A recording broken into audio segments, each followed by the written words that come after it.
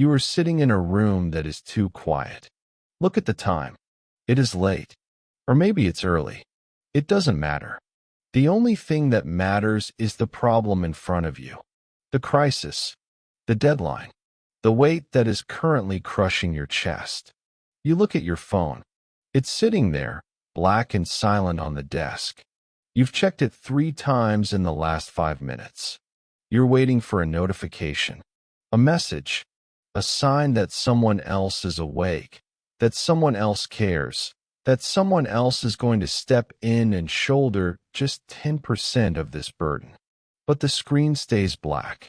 And in that silence, you feel a very specific, cold sensation creeping up your spine. It's not fear. It's not anger. It's the humiliating realization that you are completely, utterly alone. You were promised help. You were told, "We're in this together." You were sold the beautiful, comforting lie of the collective, the team, the partnership, the support network. Call me if you need anything. That's what they said. I've got your back. That's what they promised. But now, when the pressure is real, when the consequences are actual and not theoretical, where are they? They are asleep. They are busy. They are dealing with their own stuff. They are ghosting you. Or worse, they are standing right next to you, watching you drown, offering nothing but empty platitudes and sympathetic nods while you do the work of 3 people. Stop. Let that feeling sink in. Don't push it away. Don't make excuses for them. Don't tell yourself, "Oh, they just didn't see my text." No, they saw it.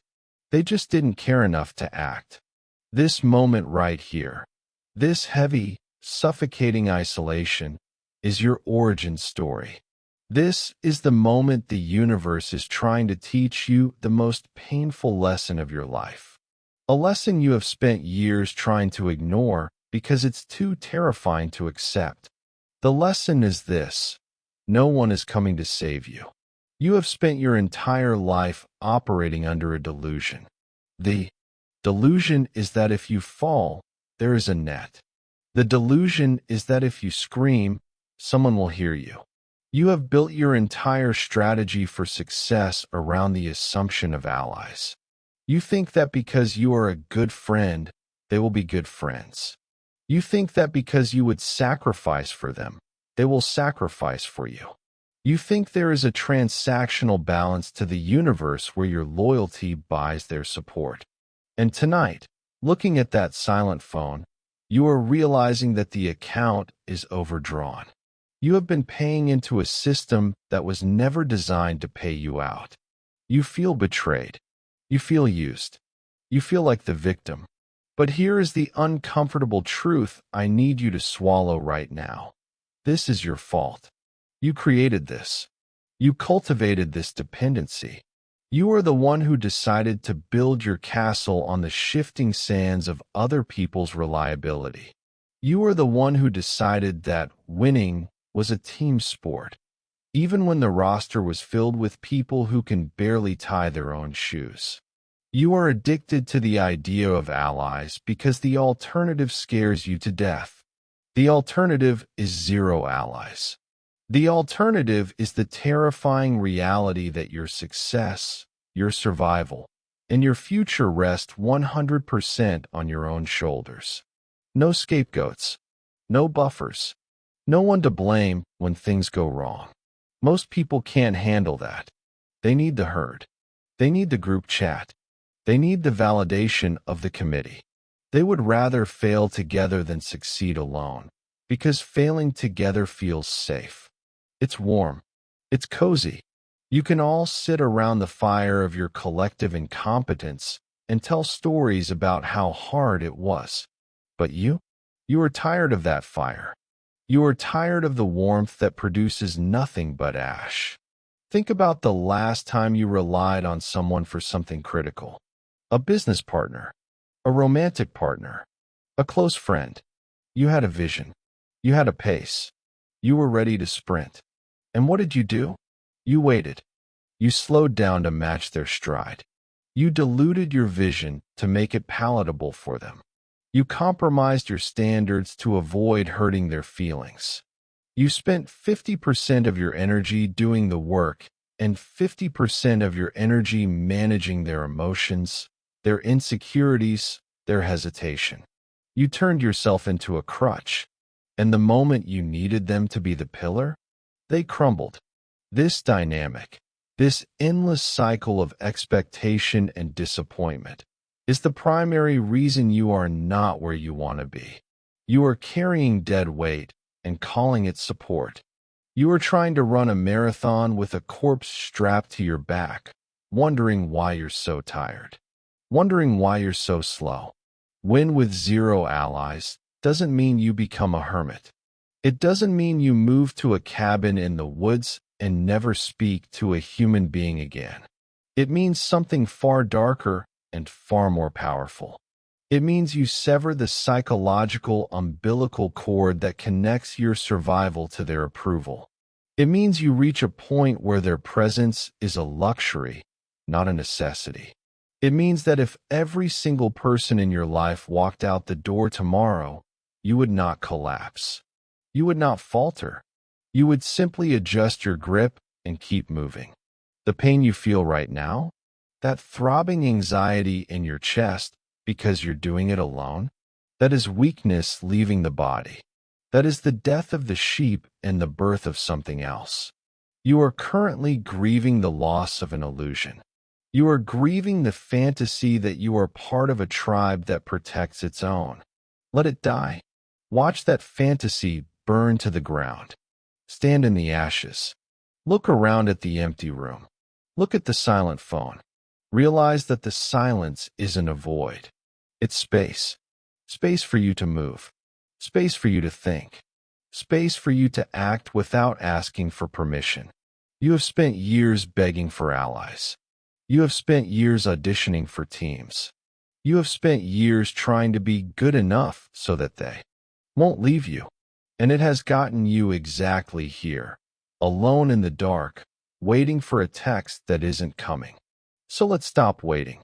Let's stop pretending that the cavalry is over the hill. You are the cavalry. You are the army. You are the siege engine. And it is time to learn the dark art of winning when the roster size is exactly 1. You think this betrayal was an anomaly. You think the silence on your phone is just bad timing or bad friends. But look closer. Look at the timeline of your life.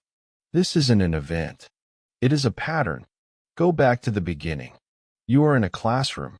The teacher announces a group project. Your stomach drops. You know exactly what is about to happen. You are assigned 3 random people. One is the slacker who stares out the window. One is the chaotic idiot who has great ideas but zero execution. One is the anxious perfectionist who paralyzes the group with fear. And then there is you. You realize within 5 minutes that if you want an A, you are going to have to do the work of 4 people. You organize the meetings. You write the outline. You edit their terrible contributions. You stay up until 3 a.m. the night before the deadline, stitching together a Frankenstein monster of a presentation just so the group doesn't fail. And the next day, you all stand up there. You present your work, and the teacher gives the group an A. You watch the slacker high-five the idiot. You watch them take credit for your sleep deprivation. You feel that hot spike of injustice in your gut, but you swallow it. You smile. You tell yourself, well, at least we won. You didn't win. You were exploited. And that moment, that specific, formative trauma, trained you for the rest of your life.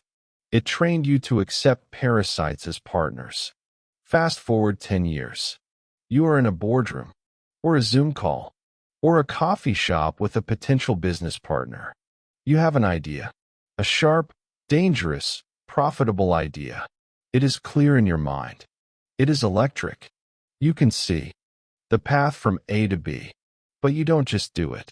You have been conditioned to seek alignment. You have been brainwashed to believe in collaboration.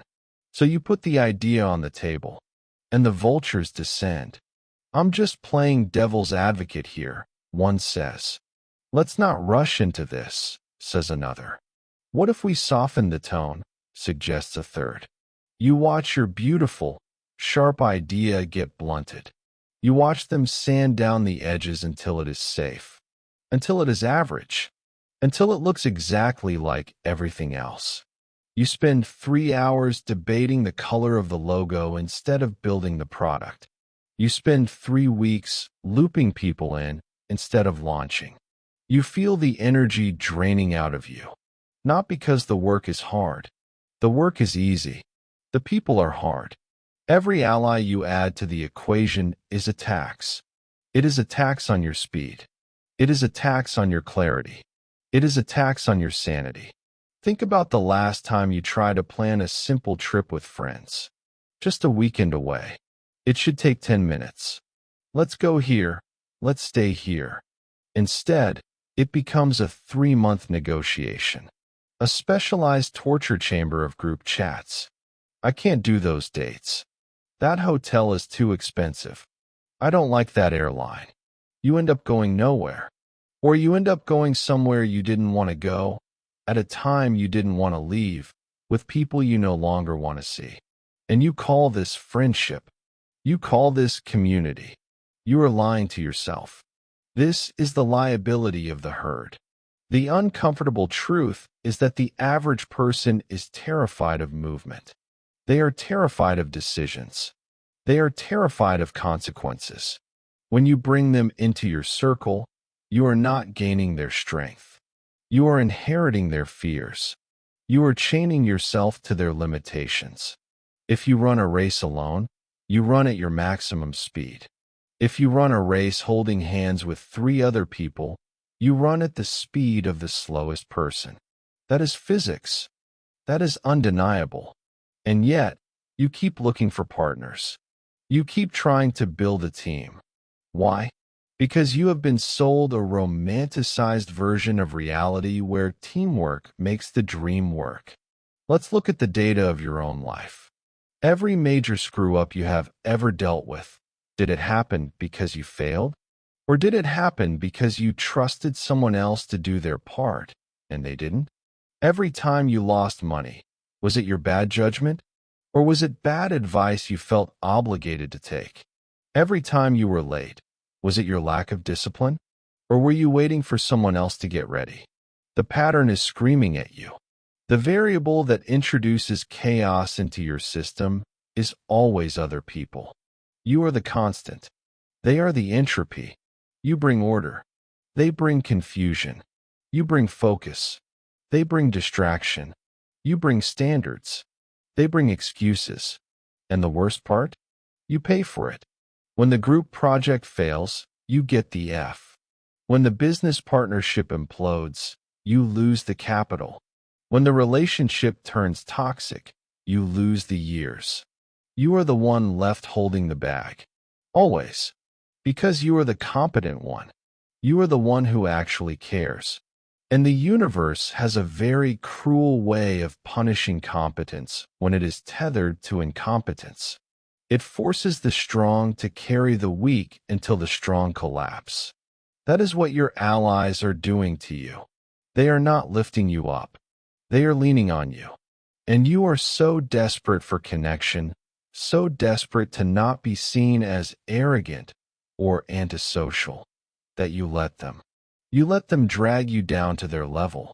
You let them waste your time with their indecision. You let them pollute your vision with their mediocrity. You are drowning in a sea of we. We should do this. We need to talk. We have a problem. No, you have a problem. The problem is that you think you need we to survive. You need to look at the empty chair next to you. You need to look at the silence in the room. And instead of seeing it as a tragedy, you need to see it as an asset. 0 allies means 0 drag.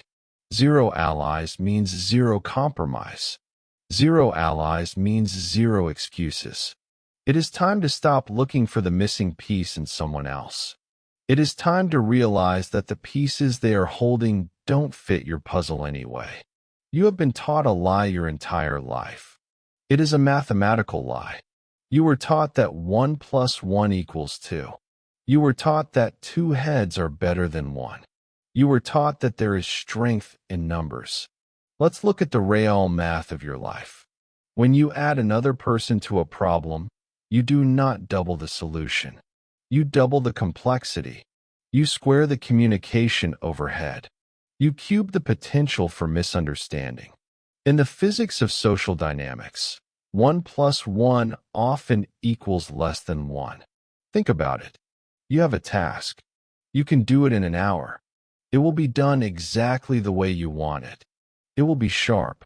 It will be right. Now, bring in a partner. First, you have to explain the task. That takes 20 minutes. Then, they ask questions that reveal they weren't listening. That takes another 10.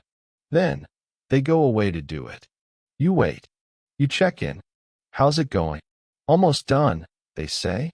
They send it back. It is wrong. It is mediocre. It is lazy. Now you have a choice. Option A. You fix it yourself, which takes another 40 minutes. Option B. You give them feedback, which takes 30 minutes of careful phrasing so you don't bruise their ego, and then wait for them to do it again, badly. Do the math. Your ally just cost you 3 hours for a 1-hour task. Your support just created a deficit. This is the hidden tax of collaboration. Every person you invite into your circle is a liability masquerading as an asset. You think you are building a team. You are actually building a bureaucracy. You think you are sharing the load. You are actually carrying their load and the load of managing the relationship. The math of zero allies is not about subtraction. It is about efficiency. Zero allies means zero negotiation, zero explanation, zero waiting, zero compromise. When the variable is just you, the feedback loop is instantaneous. You have an idea. You execute. You fail. You learn. You adjust. You execute again. That cycle can happen in minutes. With a team, with allies, that cycle takes months. Let's schedule a debrief. Let's circle back on this. Let's get buy-in from the group. While they are circling back, you could have finished the race. You are terrified of the word zero because it sounds like nothing. It sounds like emptiness. It sounds like a void. But in this context, zero is not a lack of something. It is the absence of friction. Imagine a machine with zero friction. It is a perpetual motion machine. It is perfect efficiency. That is what you become when you stop looking for external validation and external help. You become a frictionless engine of will. But here's the part that really hurts. Here is the part you don't want to look at. The reason you keep adding people to the equation isn't because the math works. It's because the silence terrifies you. When there is no one else to blame, the pressure is absolute. When there is no one else to praise, the victory is quiet. You are addicted to the noise of other people. You are addicted to the drama of collaboration. You use meetings and brainstorming sessions to hide from the terrifying act of actually doing the work. If you are alone in a room, you have to work. Or you have to stare at the wall and realize you are lazy. If you are in a room with 3 other people, you can talk about working for 4 hours and feel productive. Allies are your drug of choice to numb the pain of responsibility. The math of zero strips that away. It forces you to look at your output in raw, unvarnished terms. Did you do it? Or did you not? There is no we. There is no us. There is only you. And that is where the power lives. Because when you finally accept the math, when you finally realize that N, number of allies, is inversely proportional to V, velocity, you stop looking for passengers. You stop trying to drag people uphill. You stop waiting for permission. You realize that an army of one moving at the speed of light hits harder than an army of 1,000 standing still debating which way is north. You are not lonely. You are aerodynamic. You are not isolated. You are optimized. The herd is slow. The herd is stupid. The herd is heavy. Cut the rope. Watch your speed increase. Watch your clarity return. Watch your anxiety vanish. Because the math is simple. One is a whole number. Everything else is a fraction. You are sitting at a dinner table, or a bar, or a family gathering. Look around. These are your people. These are the ones who know you best. They are laughing. They are complaining about their bosses. They are talking about a TV show you haven't watched and don't care about. They are repeating the same stories they told last year. And you are sitting there, smiling, nodding, performing the role of friend or sibling or partner. But inside, you feel like an alien. You feel a profound, vibrating distance between your mind and their minds. You realize that if you actually spoke the thoughts in your head, your ambitions, your strategies, your ruthlessness, they would look at you with horror. They would think you were broken. They would think you were cold. This isn't arrogance. This is biology. You have been told that man is a social animal. Aristotle said it. Teachers repeated it.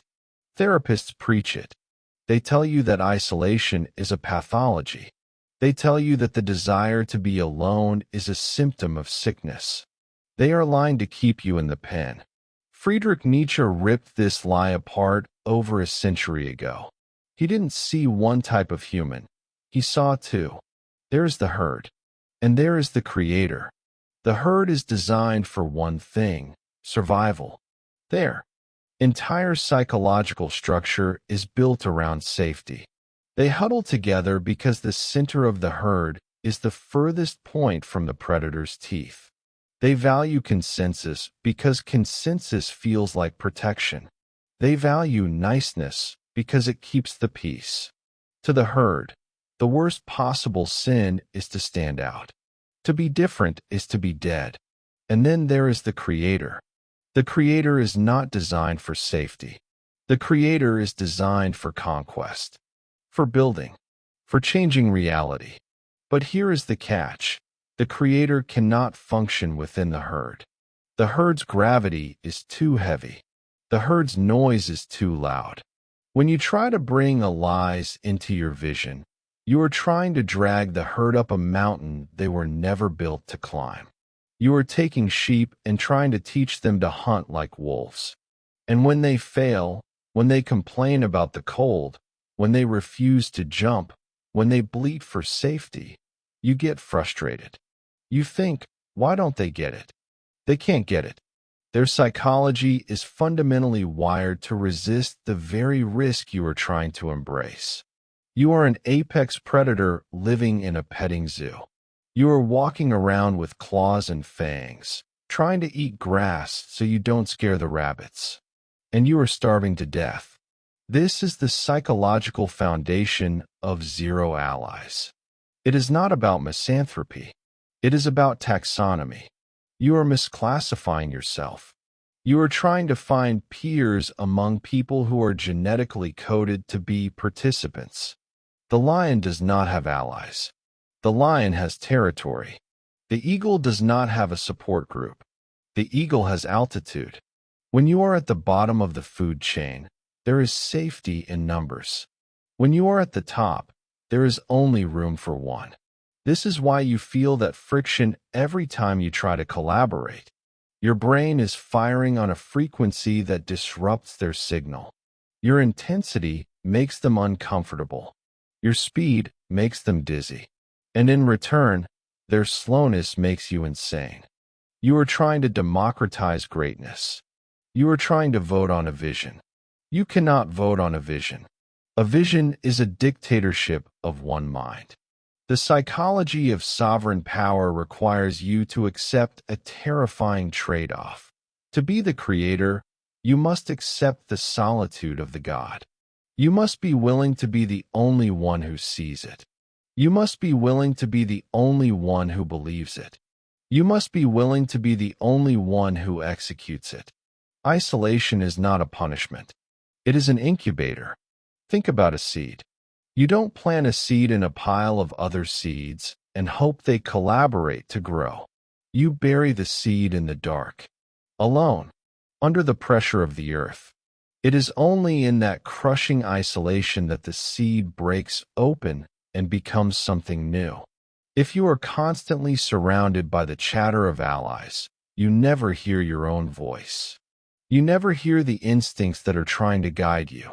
You are constantly recalibrating your compass to match the magnetic field of the group. And the group is always walking in circles. So, stop apologizing for your nature. Stop feeling guilty because you don't want to go to happy hour. Stop feeling broken because you prefer the silence of your workspace to the noise of the party. That pull you feel toward isolation, that isn't depression. That is your potential demanding space to breathe. That is the creator in you suffocating under the weight of the herd. You have spent your life trying to mute that voice. You have spent your life trying to blend in. I'm just like you say. We're all in this together. No, you are not. And deep down, in the 3 a.m. darkness when the masks come off, you know it. You know that you are capable of things they can't even imagine. But you will never do those things as long as you are holding their hands. The psychology is simple. The herd survives. The sovereign reigns. Pick one. Your brain is a liar. It is screaming at you right now. It is telling you that everything I just said is dangerous. It is flooding your system with cortisol. It is tightening your chest. It is making you feel a very specific, ancient kind of panic. Don't listen to him, your brain whispers. If you leave the tribe, you will die. This isn't a metaphor. This is biology. You are running on hardware that is 200,000 years old. In the Paleolithic era, 0 allies was a death sentence. If you were cast out of the tribe, you didn't just get lonely. You got eaten. You froze. You starved. The group was the only thing standing between you and the void. So, evolution bred a fail-safe into your nervous system. It wired your social anxiety directly into your survival instinct. That is why public speaking feels like a physical threat. That is why walking into a party alone feels like walking into a lion's den. That is why you check your phone when you're standing by yourself, to signal to the room. Look, I am connected. I am not an outcast. Please don't kill me. You are biologically programmed to be a coward. You are biologically programmed to seek consensus. You are biologically programmed to lower your voice, hunch your shoulders, and mimic the behavior of the people around you. Why? Because the nail that sticks out gets hammered down. And in the ancestral environment, the hammer was a rock to the skull. But look around you. Where is the tiger? Where is the blizzard? Where is the starvation? You are sitting in a climate-controlled box. You have infinite food in the fridge. You have the sum of human knowledge in your pocket. The physical thread is gone, but the software is still running. And this is why you fail. You are treating modern social discomfort like it is an ancient survival crisis. You are treating a difference of opinion like it is a threat to your life. You compromise your vision not because it's the right strategic move, but because your amygdala is holding a gun to your head. Agree with them, it says. If you disagree, they will hate you. And if they hate you, you will be alone. And if you are alone, you will die. This glitch, this evolutionary lag, is the single greatest barrier to your success. It is the reason you stay in toxic friendships. It is the reason you don't fire incompetent employees. It is the reason you don't launch that project that everyone else thinks is weird. You are prioritizing a false sense of biological safety over the reality of your potential. And here is the shadow truth about your loyalty. You don't keep these allies because you love them. You don't keep them because they are valuable. You keep them as insurance. You are hedging your bets. You surround yourself with people so that if you fail, you can dissolve into the crowd. You can say, "We tried." You can share the blame. You use the herd to dilute the risk of being seen. It is a transaction born of fear. I will pretend to like you, and in exchange, you will pretend to protect me. But they can't protect you. Not anymore. In the modern world, the safety of the herd is a lie. The herd is where the layoffs happen. The herd is where the bubbles burst. The herd is where the panic starts. When the ship sinks, the herd tramples each other to get to the lifeboats. The only true safety in the 21st century is competence. The only true safety is speed. The only true safety is the ability to stand alone and execute when everyone else is paralyzed by groupthink. Win with zero allies requires you to override your own biology. It requires you to feel that ancient alarm bell ringing. Danger. You are alone. And interpret it as a signal of victory. You have to rewire your brain to understand that the panic means you are finally doing something real. When you feel that pit in your stomach because no one agrees with you, that is the feeling of leverage. When you feel the urge to ask for permission, that is the feeling of weakness leaving the body. You have to look at your biology in the mirror and say, "Thank you for trying to save me from the tiger." But there is no tiger. There is only the market. There is only the work. There is only the truth. And the truth is, the herd is running off a cliff. They are following each other into mediocrity, debt, and quiet desperation, all because their ancient brains are telling them it's safe. To win, you must be willing to be the mutation. You must be willing to be the anomaly that separates from the pack. It will feel wrong. It will feel unnatural. Your body will fight you every step of the way. Good. That resistance is the weight you lift to become strong. If you don't feel the fear of isolation, you aren't leading. You're just taking a walk. Embrace the glitch. Feel the panic. And then, do the work anyway. Because the only thing waiting for you in the herd is a slow, comfortable death. Speed is not a luxury. It is a weapon. In the modern world, the slow do not just lose. They are eaten. They are erased. They are forgotten before they even finish their sentence. And nothing, absolutely nothing, slows you down more than an ally. Let's talk about the mechanics of momentum. There is a concept from military strategy called the ODA loop. Observe, orient, decide, act. It was developed by Colonel John Boyd, a fighter pilot who realized a terrifying truth. The pilot who moves through this cycle the fastest wins. Always. It doesn't matter if the other plane is faster. It doesn't matter if the other pilot is smarter. If you can observe, orient, decide, and act before your enemy finishes observing, you have already killed him. You are inside his decision cycle. You are rewriting his reality before he even understands it. Now, apply this to your life. When you operate with zero allies, your ODA loop happens at the speed of thought. You see a problem, observe. You realize what it means, orient. You choose a solution, decide. You execute, act. Total elapsed time, 3 seconds. Now add one ally, just one partner, one collaborator. You see a problem. You have to call them. You have to explain what you saw. Lag time, 10 minutes. They didn't see it, so they argue. They need to get up to speed. Lag time, 30 minutes. You now have to debate the meaning of the problem. You have to align your perspectives. Lag time, 2 hours. You have to negotiate a decision. I think X, you think Y. You compromise on Z. Lag time, 1 day. You finally act. Total elapsed time, 26 hours. In those 26 hours, the opportunity is gone.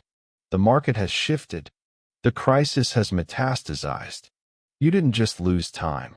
You lost the initiative. This is the committee tax. Every email chain with 5 people CC'd is a graveyard of ambition. Every "let's circle back" is a death rattle. Every "I need to run this by the team" is a surrender of power. You think you are being prudent. You think you are being careful. You are being paralyzed. You are standing on the tracks, watching the train coming, and turning to your neighbor to ask, "Do you think we should move?" By the time you agree on the answer, you are dead.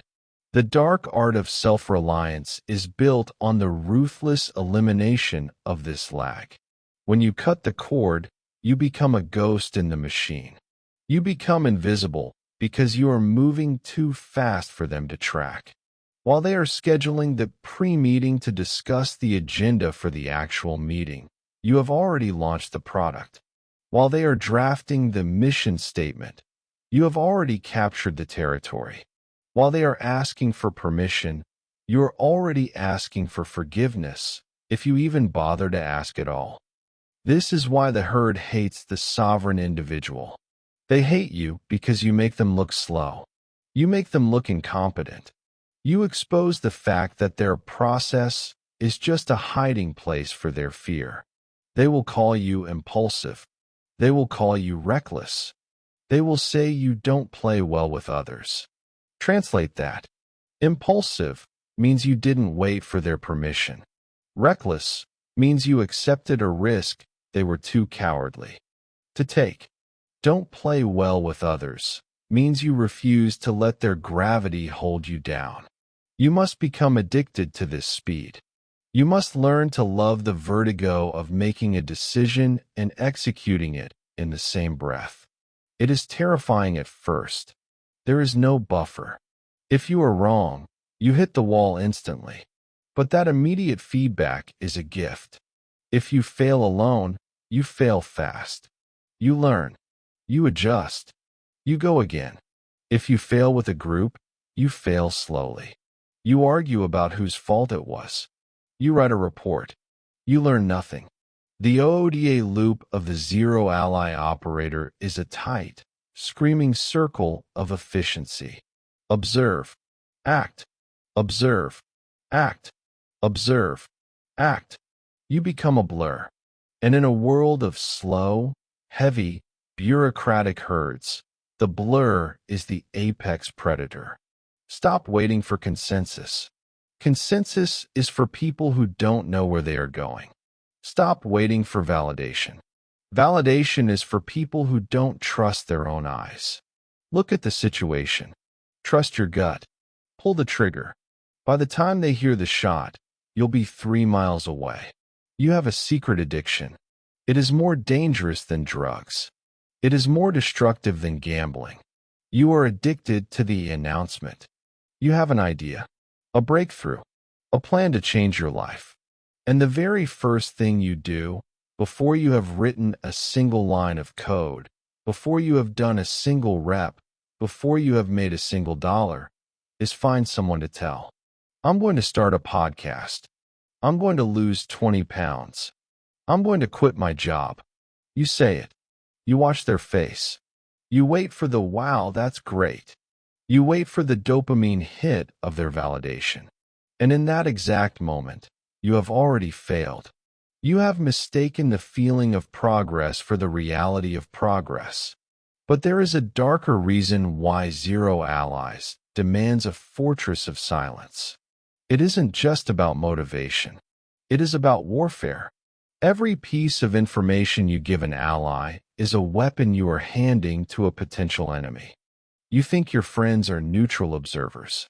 You think they want the best for you. Wrong. They want the best for themselves.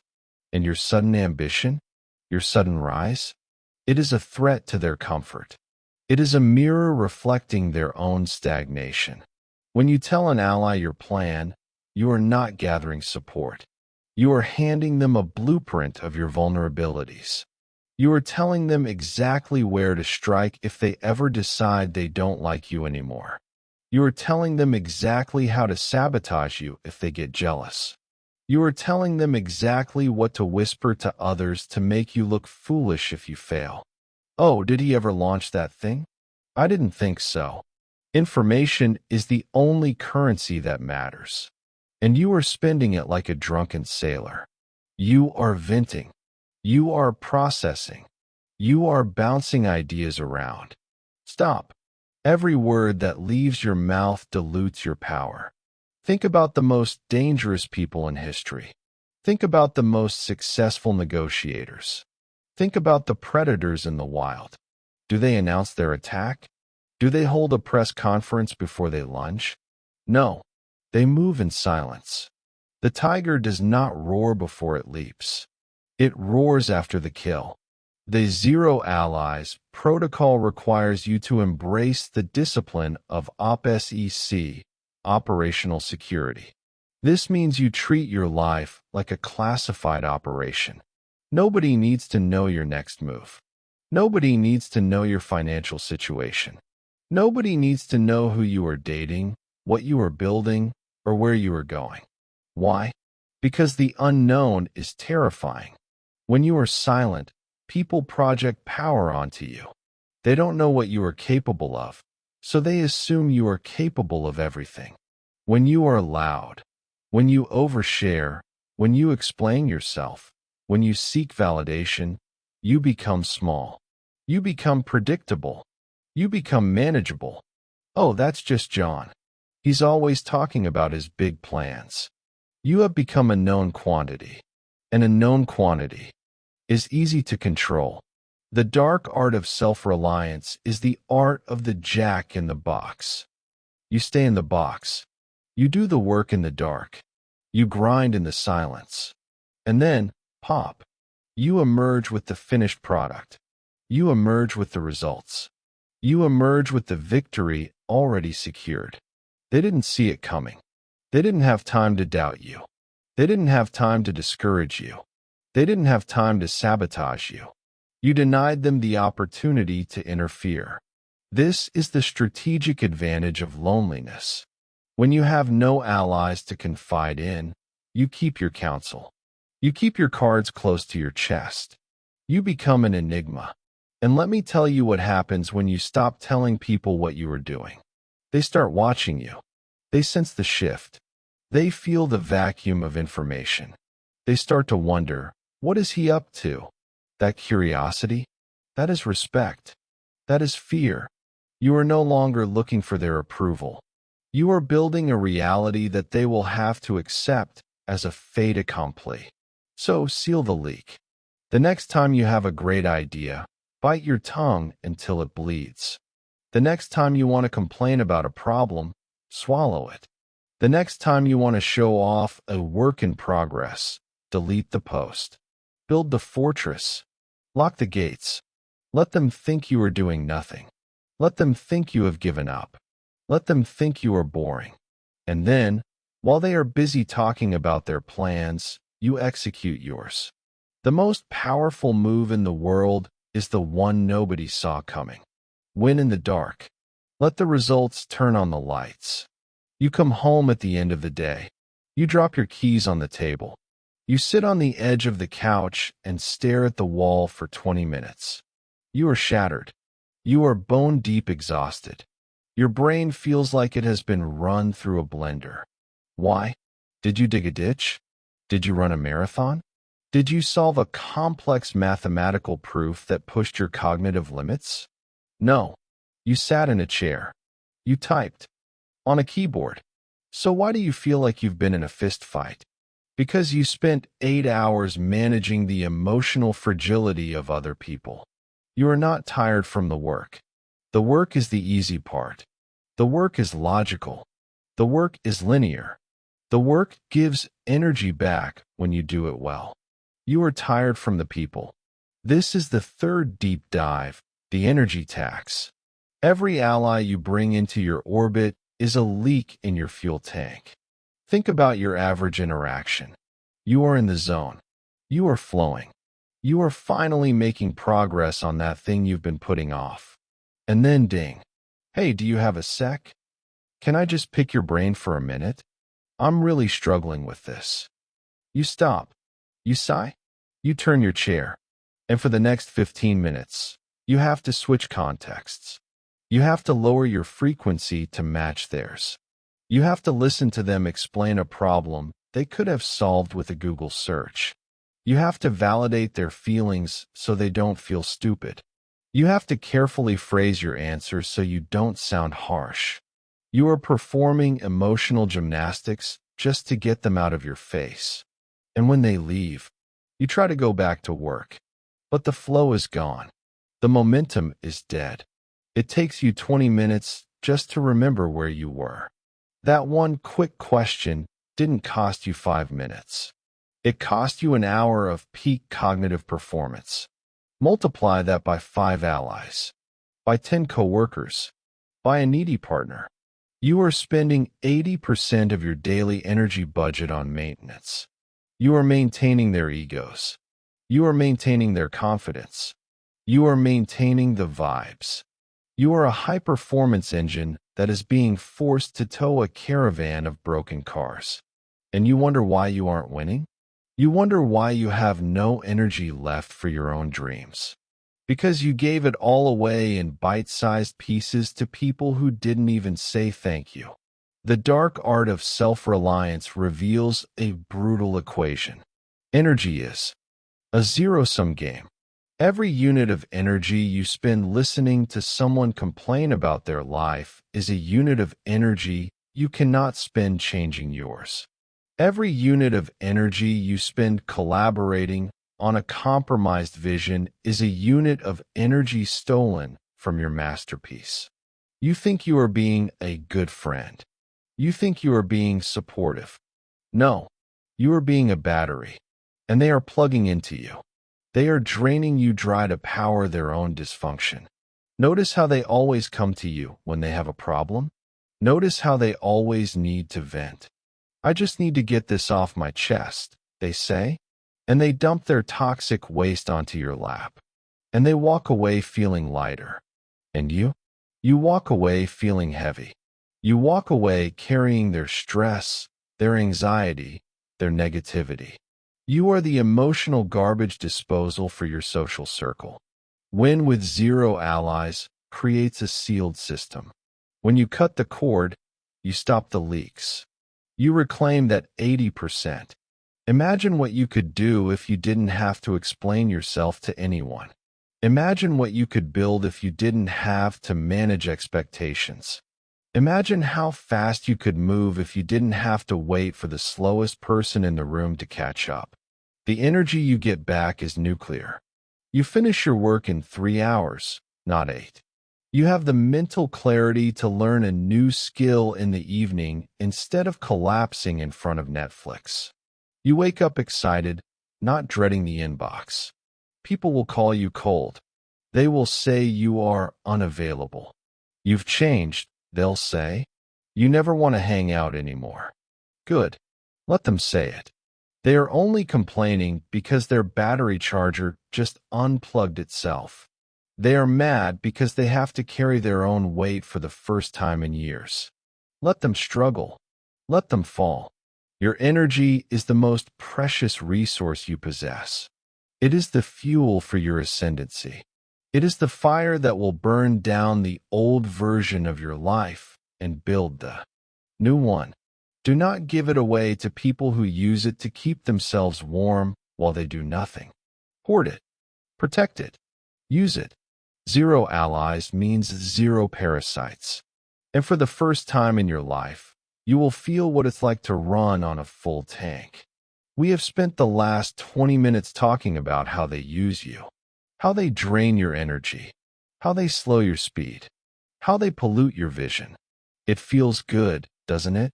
It feels validating to be told that you are the victim of their mediocrity. It feels righteous to believe that you are a high-performance machine being held back by rusty anchors. But now we have to turn the light around. Now we have to look at the person in the mirror. Because there is a question you haven't asked yourself. A question that, if you answer honestly, will tear your ego apart. If they are such a liability, why are they still here? Why haven't you fired them? Why haven't you walked away? Why do you keep inviting them back into the war room? You tell yourself it's because you are loyal. You tell yourself it's because you are nice. Lies. You keep them around because you need them. Not for their help. Not for their skills. Not for their resources. You need them as a human shield. You are terrified of zero allies, because zero allies means total responsibility. Think about it. If you try to build something alone, completely alone, and it fails, whose fault is it? It is yours. There is no ambiguity. There is no nuance. You are the captain, the crew, and the navigator. If the ship hits the rocks, it is because you steered it there. That kind of failure is absolute. It is a verdict on your soul. It says, you were not good enough. But if you have a partner, if you have a team, if you have an ally, now you have an out. We just couldn't get on the same page. They didn't pull their weight. The dynamic was off. You use their incompetence to dilute your failure. You keep them around specifically because they are flawed. There. Flaws are your insurance policy. If things go south, you can point to their mistakes and say, see, I tried, but I had bad help. You are using people as props in the theater of your own insecurity. You invite the devil's advocate into the meeting because deep down, you are afraid your idea isn't good enough. You want them to shoot it down so you don't have to risk launching it. You tolerate the lazy friend because their laziness makes you feel productive by comparison.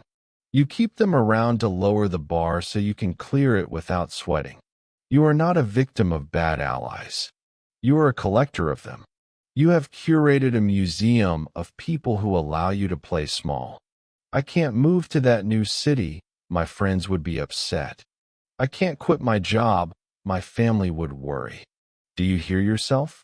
You are using their emotions as a cage to lock yourself in. You are handing them the key and then complaining that you are trapped. This is the darkest truth of all.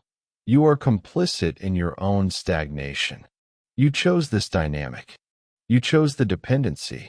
You are addicted to the we because the I is too heavy to carry. The I requires a level of courage you haven't cultivated yet. The I requires you to look at a failure and say, I am the problem. The I requires you to look at a success and say, I did this. And believe it or not, the success is scarier than the failure. If you win alone, you have no one to celebrate with but yourself. You have to be enough for you. You have to validate your own existence without the chorus of applause. Most people would rather lose in a group than win alone. Because losing in a group is a bonding experience. It's a tragedy you can share over drinks. Man, we really tried. Winning alone is cold. It is sharp. It is silent. And you are afraid of the silence. So you keep the noise. You keep the drama. You keep the lies who create chaos, because chaos is a great distraction from the terrifying work of self-actualization. You are using them to hide from your own potential. If you really wanted to win, if you really, truly wanted the outcome more than the story, you would have cut the rope years ago. You would have looked at the dead weight and dropped it without a second thought. But you didn't. You held on. Why? Because as long as you are carrying them, you have an excuse for why you aren't running at full speed. I could be great, if only I didn't have to deal with these people. That is the lie that lets you sleep at night. It is time to wake up. Drop the shield. Step out from behind the crowd. Stop blaming the people you chose to keep in your life. If you are surrounded by clowns, it is because you are running a circus. Shut it down. You are standing at the edge of a cliff. Behind you is the village. It is warm. It is noisy. There are fires burning, and people are dancing, and everyone is telling each other how great they are. It smells like roasted meat and stale beer. It smells like safety. In front of you is the drop. It is dark. It is silent. There is a cold wind coming up from the abyss. You can't see the bottom. You can't see the path. All you can see is the vast, terrifying emptiness of your own potential. You have a choice to make, and you have to make it right now. Option A is easy. You turn around. You walk back to the fire. You sit down next to the friend who always borrows money. You nod at the colleague who steals your ideas. You laugh at the jokes that aren't funny. You stay in the herd. And I can tell you exactly what will happen. Next year will look exactly like this year. 5 years from now, you will be having the exact same conversations about what you're going to do someday. 10 years from now, you will look in the mirror and see a face that is soft, tired, and bitter. You will realize that you compromised your entire existence to make other people comfortable. You will realize that you sold your birthright for a seat at a table where nobody even likes you. And when you are old, when the allies have moved on or died or forgotten your name, you will be left with the crushing weight of what if. What if I had just walked away? What if I had just done it myself? That is the death of 1,000 cuts. It is the slow, comfortable suicide of the soul. Or you can choose option B. You step off the edge. You choose the dark. You choose the cold. You choose the silence. You choose zero allies. This path is not for the weak. It is going to hurt. It is going to feel like you are tearing off a limb. Your phone will stop ringing. The invitations will stop coming. People will whisper that you have lost it. They will say you are arrogant. They will say you are depressed. Let them talk. Their words are the sound of the herd mourning the loss of a sheep. But as you walk into that darkness, something shifts. The noise in your head stops. The anxiety about what they think evaporates. The energy you used to waste on managing their feelings comes rushing back into your veins like adrenaline. You start to move. You start to build. You wake up in the morning and you don't ask for permission. You don't check in. You just execute. You make a decision in 5 seconds that used to take 5 weeks. You launch the project. You book the ticket. You write the code. You hit the gym. You become a force of nature. Because nature doesn't ask for consensus. A hurricane doesn't check with the wind before it blows. An earthquake doesn't ask the ground if it's okay to shake. They just happen, and you are going to happen. So here is your command. This is not advice. This is an order from your future self. 1. Institute a media blackout. Starting right now, you tell no one about your plans. Not your best friend. Not your mom. Not your partner. If you have a big idea, you lock it in a vault. You work on it in the dark until it is finished. Deny them the satisfaction of knowing. 2. Stop asking for advice. You know the answer. You have always known the answer. You ask for advice because you want someone else to share the blame if it goes wrong. Stop it. Trust your gut. If you fail, you fail. Own it. Fix it. Move on. 3. Purge the drain. Identify the 3 people in your life who drain the most energy. The complainers. The victims. The ones who need constant validation. Mute them. Ghost them. Distance yourself. Do not explain why. Explaining is seeking validation. Just disappear. 4. Embrace the discomfort. When you feel lonely, do not reach for your phone. Sit in it. That loneliness is the feeling of your individuality hardening into diamonds. It is the forge. Let it burn. This is the only way to win. You have to be willing to be the villain in their story so you can be the hero in yours. You have to be willing to be selfish so you can be effective. You have to be willing to walk alone. Because the truth, the final, uncomfortable truth, is that you were always alone. You were born alone. You will die alone. The only person who is going to be there for every single second of your existence is you. So why are you treating that relationship like it's secondary? Why are you treating yourself like an afterthought? Make yourself your greatest ally. Make yourself your most trusted partner. Make yourself the only team you need. Turn around. Look at the fire one last time. Look at the sheep huddled together, terrified of the dark. Say goodbye and step off the edge. The fall won't kill you. It's the only thing that will make you fly.